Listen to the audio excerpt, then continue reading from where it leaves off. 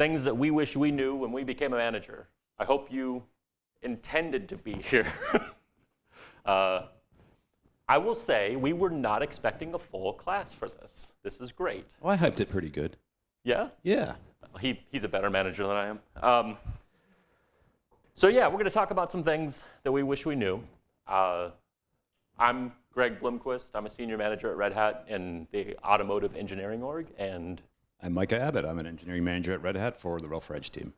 So before we get started and get into all the details and stuff, let's just talk a little bit about who we are, a little background. I'm Greg. I'm from Portland, Oregon, on the west coast of the US, originally. Met my wife, got married over there, have two boys. They're both in their 20s. Early 2000s, we moved to Raleigh, North Carolina, around the time the dot-com bubble, if some people remember that time, was exploding and all the jobs were sinking into it.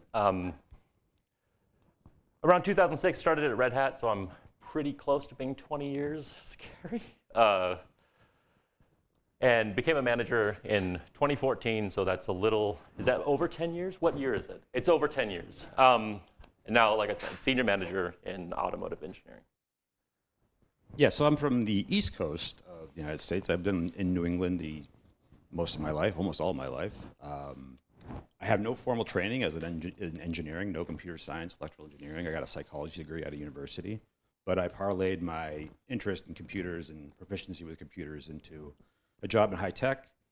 Started as a senior quality engineer at Red Hat 10 years ago, and 3 years ago started as a people manager under Greg, actually. I've been at DevConf a few times talking about quality, making up things about using psychology to build teams, and talking about Fedora Silverblue as well. Okay, so we're going to walk through some categories of things we put together about kind of what we think around being, what it is to be a manager. The first part is like those first days, weeks, months. What does that look like when you first become a manager? It's been a while for me to remember, a little closer for Micah. So we'll kind of walk through what some of that stuff looks like. What does it feel like to manage teams of people? What is it like to manage individuals on a team? They feel like very different concepts, they are. And then you as a person, you still need to like care about you. You're a manager of people, but you need to still worry about your own mental health. So the disclaimer is, this is like an evolving process for every manager, I think. We're going to say like, you should be doing this and you should be doing that. And sometimes we do it well, sometimes we do it poorly, so take this all with a grain of salt. Okay, so what to expect in those first days. There's no manual. No one's going to hand you a manual and say, this is how you should be a manager. Over your time as a manager, you're going to build your own manual of experiences you've had. You're going to figure out what works, what doesn't, and you're going to create what that manual looks like for you.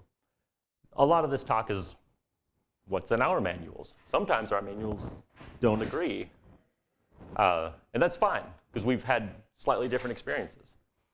Yeah, we're going to talk through what that is, what that looks like to build our manuals. So again, speaking as a first-time manager, there's going to be a bunch of annoying stuff. All the HR software that's out there for managing people and doing things in the HR space is terrible. Each one is a little better than the last, but it's still terrible. And you have to use that terrible software to approve all the things. You have to approve PTO, you have to approve budget, you have to approve access to certain accounts, access to AWS accounts, things like that. And all the processes you learned for those approvals using that terrible software will change next year. And so you have to relearn it over and over and over again. But that's job security, because nobody wants to do this job but managers.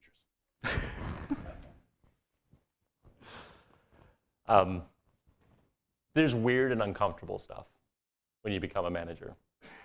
Talking about salaries, like as soon as you become a manager, you will see your team's, the individuals on your team's salaries That's a little weird at first. It's weird regionally. It's weird title-wise. Sometimes you find people in titles who are like, whoa. Sometimes they make more money than you. Make more money than you, or sometimes they make way less than they should be making. And you're like, what happened here? One-on-ones initially feel strange. Like I've switched teams a lot. And even just joining a new team after 11 years of being a manager, it's awkward. These are new people, you don't know who they are. And you have to kind of build that relationship. The thing that I've seen in myself, I got told this when I became a manager, and I said, bah, that's not going to happen. And then everyone that I've seen who's turned into a manager has done this, which is the last point. You try to stay tactical, which is like staying in the day-to-day. I was a developer. I fixed bugs and wrote features. I became a manager. I was like, well, I don't have time for features, but I have time to fix some bugs. And I did not. I tried to fix bugs, and I would not get them done. And then I'd have to hand them off to someone else, say, by the way, it has to be done tomorrow. And that was on me, because I tried to stay in the day-to-day. I did not plan this out, but get comfortable being uncomfortable. We did not steal that from Elenia, for those who were in the previous talk. But yeah, trying to stay tactical is rough. But it's not all bad, obviously. Like, we wouldn't be doing this if it was all bad. There's good things.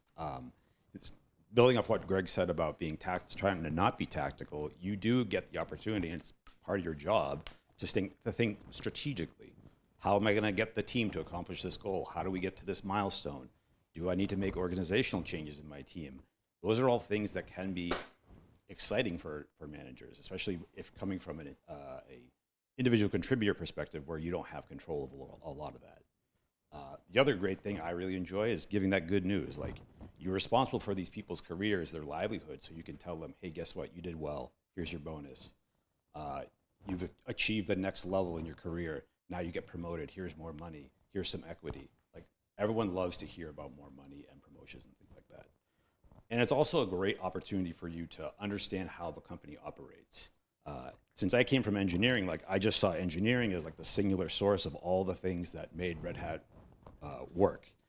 And that's not true, because there's finance and legal and HR and business development and sales. And as the manager, you're forced to talk to those parts of the business and get to know how they operate and how they affect your team, the success of your team. So let's talk about that, managing teams. One of the first things you need to try to figure out how to do is have an elevator pitch for what your team does. So why is your team important? What value do they bring? What is your team working on? Why are they working on it? But be able to tie that back to like company goals. So how does what your team delivers relate to how the company is successful? You may get this wrong the first time, the second time, the third time, and that's okay. Like, you can evolve that story. But also, the company may shift in strategy, slightly, majorly, whatever. They may shift a little bit, and you have to evolve with that change too. So maybe the team is still doing the same thing, but then you have to imagine, why is that still important with this strategy shift?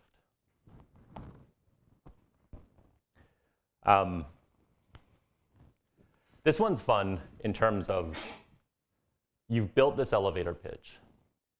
Sometimes external forces will come to your team and say, we would really like you, your team, to own this new thing. And you're like, no, that doesn't fit into my story. I don't want to own that thing.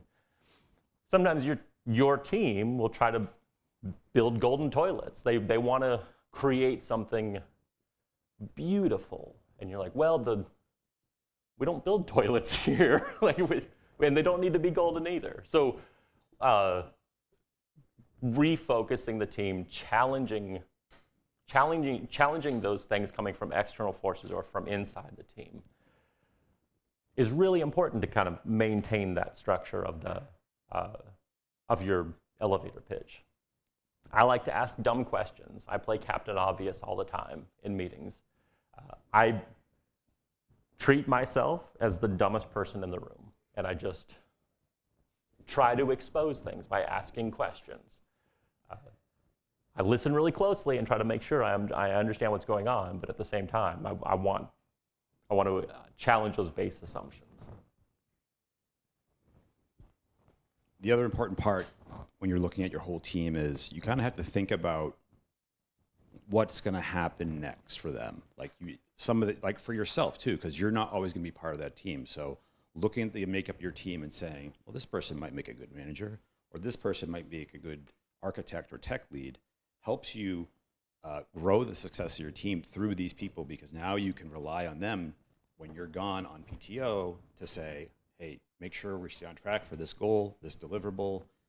You have the responsibility of that for this short time. Builds their confidence. It builds the confidence of the team that they can operate independently without you.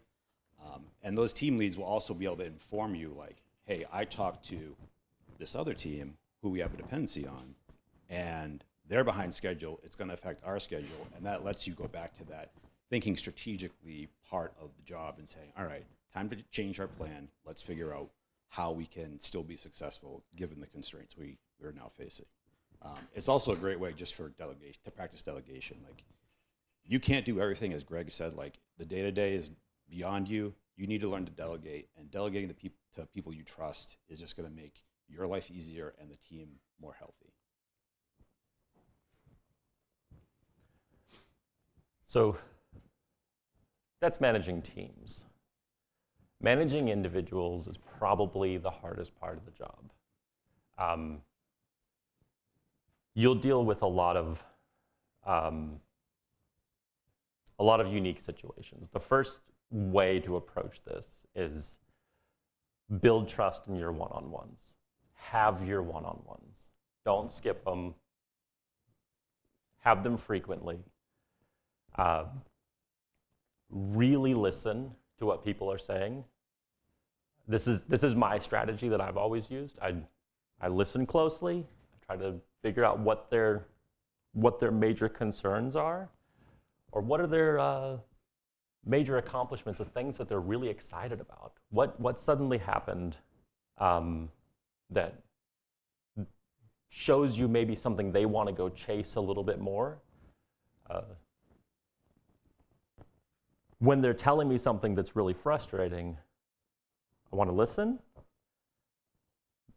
but I also kind of want to relate that back to them. Maybe I've had a similar challenge. I try to be a little vulnerable in that space and tell them, like, when I faced something like this, it was rough, or I didn't know how to handle it, or I talked to friends and they helped me through this, and try to give them guidance on like what might help in that space. So being that, introducing some vulnerability in the one-on-one space is really important. It's also, as we've mentioned before, talking about career paths, promotions, salary. This is the place to do that. These one-on-ones, that's the place. Talk about career paths. We'll get more into that, but I think the other really big thing, we've both made mistakes. You will. It happens. Take responsibility. Own it. Own that you've made the mistake, and apologize and move on. So the career paths discussion is one that you should be, as Greg said, you should be having very frequently, understanding what your individual contributors want to do with their career, where they want to go. Do they want to go for that next promotion really quickly? Are they comfortable just being a regular contributor and fixing bugs and producing features? And they're happy with that, and that's fine. It's, as it says here on the slide, it's weird, it's awkward, kind of like those one-on-ones. Like, you're getting into the mind of your individuals and understanding like their motivations and where they want to be, not only in their career, but sometimes also in their life. Part of that is talking about the promotion process, and it helps to know exactly how the promotion process works in whatever company you're in, because it's going to be different wherever you go. It's going to be different for being promoted from one level in your role to the next level. And a lot of times, there are going to be factors outside of your control for this process. I like to try to talk to people about it's like a three-pronged responsibility. There's the responsibility of the individual to do good work and communicate to me that they want to get promoted. I need to find opportunities to meet what they want to do. But then there's the company. The company holds all the money. And if there's no money, I can't promote these people. And so you have to be, it helps to be clear with those restrictions and those expectations when you have that career growth conversation. Story time. So, like we said at the beginning, like we struggle with this, we make mistakes. This is a story about me making mistakes. So I have a person on my team, call him Bob. He had a very strong set of skills in like the sysadmin space, let's say, and it didn't really fit what we were doing in our team. We were doing more software development and things like that. And I was talking with another manager who had a team full of sysadmin types, and he said, "Oh, we could really use another sysadmin." I said, "I have someone that would make a great sysadmin." And he said, "Great, let's see if we can make this work. We'll set up the job rec, we'll bring him in for an interview, et cetera, et cetera." I'm like, "Awesome, cool." I go back to Bob and I said, "I found this great opportunity for you. It's on the sysadmin team. You get to use all those sysadmin skills that you like to use, and you'll thrive even more than you're thriving now." And his immediate response was, "Are you trying to get rid of me?" And I never really considered that because I was just thinking, "Oh, I'm doing this for the benefit of this engineer." And he totally saw it as, "You're trying to get rid of me. What's going on?" So that was a 2-hour conversation of me apologizing profusely, another 6 one-on-ones repairing the trust that I had damaged, and having a more open conversation about what he wanted to do as an engineer, because I failed to check that box in the conversation path. So don't do that, please. Like, have those conversations and make sure you understand where your people want to be in the next year, 5 years, sometimes even 3 months. It depends on their timeline too. Things are better now, like we have a better understanding, but that was a very painful lesson to learn with a real person, because you're like, as Greg says, like in the one-on-ones, you empathize with these people, and you're like, "Oh, I've really damaged my relationship with this person. Now I have to clean it up."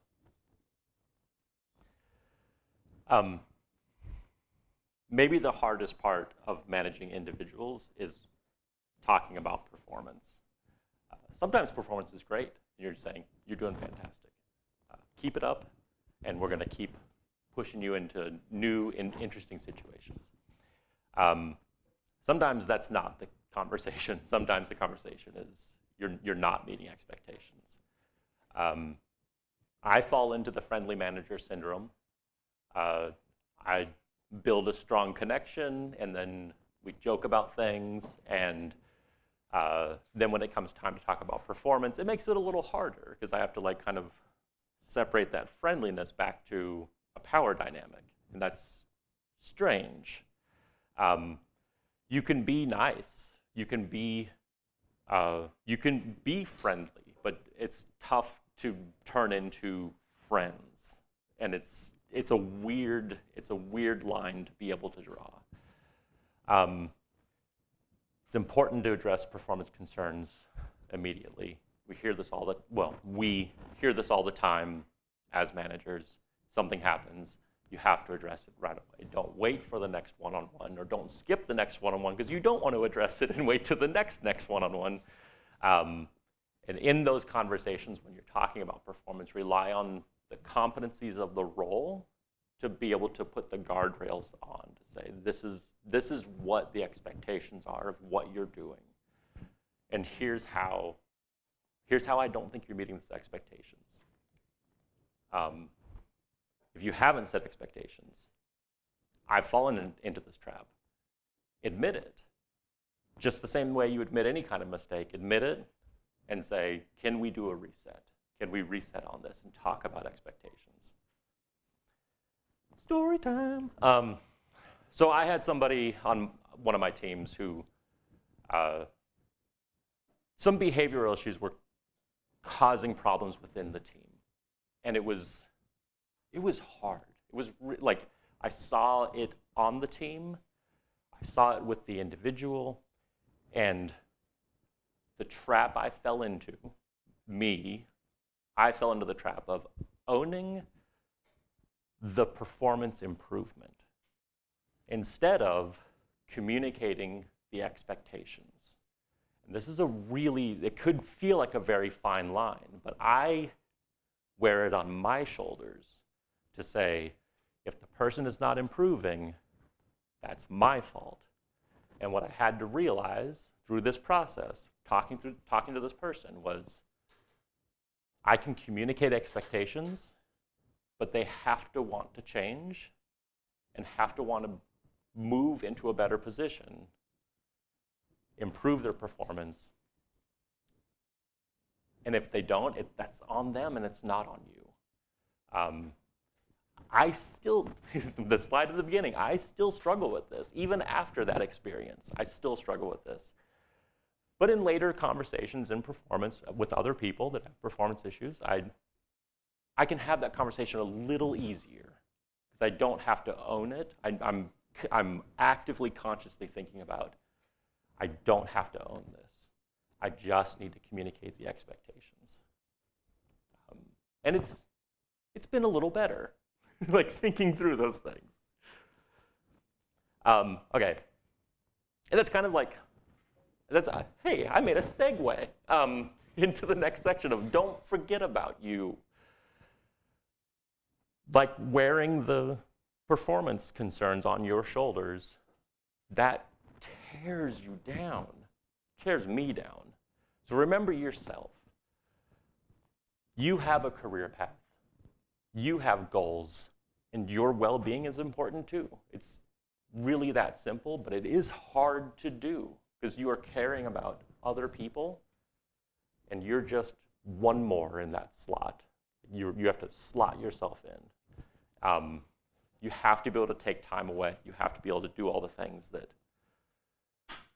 you tell your team to do. Like, go take PTO. I was like, well, when do you take PTO? Never. You'll be treated like a therapist. People will come to you with problems either inside the team, cross-team dynamics. They will treat you like a therapist. Or from home. Yeah, or home issues. Yes, yeah. People will bring issues from their life and talk to you, and you want to help them. You want to be involved, but being a therapist is a hard job when you have another job.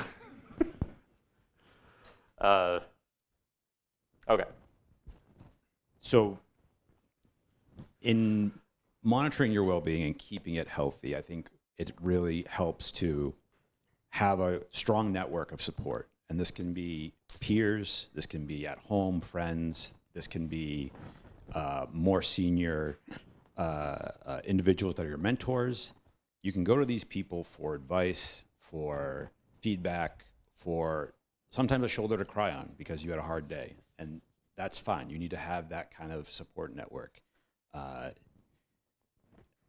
You also need to identify opportunities to share your own story.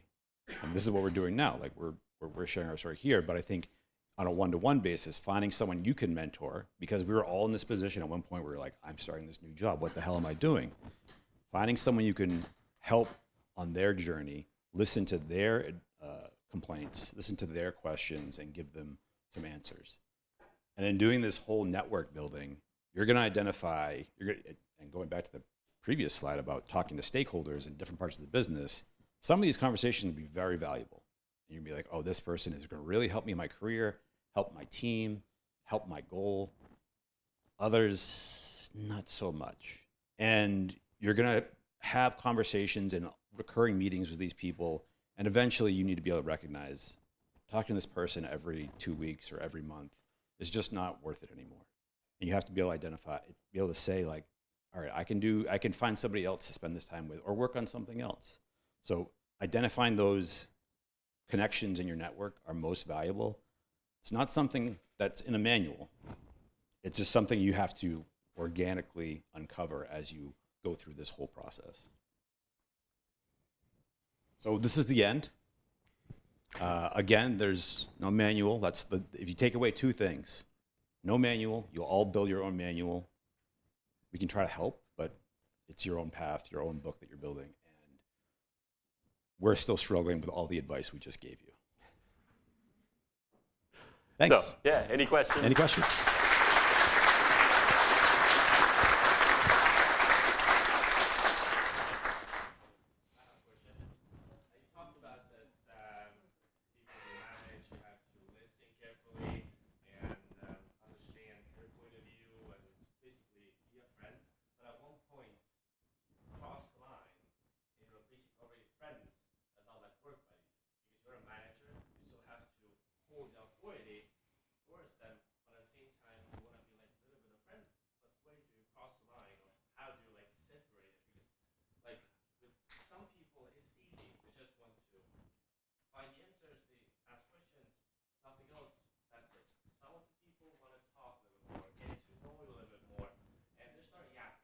So you have to like basically cut them off and like confess them, but at the same time you don't want to like hurt the friendship that you already have and the like trust. So I'll summarize the question and say, you're managing an individual, you run this risk of building this friendship with this person because you're a nice person and you like people, and so you build this friendship over time. But then how do you draw that line between friendship with this person, work buddies, versus power dynamic, manager and person on your team? So I'll be honest, my approach is in one-on-ones, I start off the conversation, very friendly, talking about, things are going on, hear about their life, hear about things that are frustrating, exciting, whatever. All the stuff that kind of fills out who they are. And then I try to make like a clear transition point in that conversation. Sometimes I jokingly do it, sometimes I seriously do it, but like, hey, we should probably talk about some work stuff. And it kind of resets things to, I'm still being friendly. I'm still being encouraging to like, talk to me. You have to be able to open up and tell me the things that are wrong. But let's talk about what's going on at work. Like, you struggling with anything? Do you need help with anything? Is there something you're really excited about you want to tell me about that you got done? What's the status of this thing you've been working on? It seems like you've been working on it for a while. So making that like clear transition in that conversation has helped. That's one strategy I've got. I mean, my only note is some people will, in these one-on-ones, they'll be very responsive and you'll get that personal information, you'll have that connection. Other people don't want to be bothered, honestly. And it takes sometimes years to develop this understanding of, okay, this person will tolerate me talking about personal life stuff for about 5 minutes. And then they want to talk about, what am I doing? What do I need to do next? How can I do better? Where am I falling short, et cetera? And so you have to be able to put on all these different hats of like, okay, today I'm a therapist because Joe wants to talk about his home life. Okay, fine. Joe's having problems. And then you have to put on the manager hat with Susan, for example, because she just wants to figure out how to get to the next level of her career. Other question? So sometimes there is a time when you recognize that there is a space for a manager in your team. Do you hire externally? Do you hire internally on this position? How do you decide based on what criteria that person is a good candidate for becoming a manager? So the question is, you have an opening for a manager on your team. How do you decide if you're bringing someone up from inside your team or going outside of your team, of your company, of your project, or whatever to go bring the person in? Can I tell a quick story? Go for it. Okay, so I did that with Micah. Micah was not on my team. He was on a different team. I didn't know Micah totally well, but I knew a couple things. He knew the stuff we were working on way better than I did. He knew, and I had talked to him enough to recognize that he had a way of connecting with people. So I had these 2 data points, and I thought, that's enough for me to at least start that conversation. I had a couple other data points because a lot of people know Micah, so I could just go around and say, hey, would he work? And everyone's like, yeah. So that was a great thing. But Micah came from outside the team. I didn't have necessarily anybody readily inside the team for that role. It's going to be a case-by-case basis. Every time that comes up, you're going to think. Are you sensing a theme? Yeah, there's no manual. So yeah, when the opportunity comes up, it'll be, you have to make the decision then, based on what you have then. I would add that the first thing you have to identify, is there anybody on your team that wants to be a manager? Because I think the worst thing you can do is just pick the most senior person and be like, guess what, you're a manager now. Which I bet you people in here have seen happen and know how badly it works.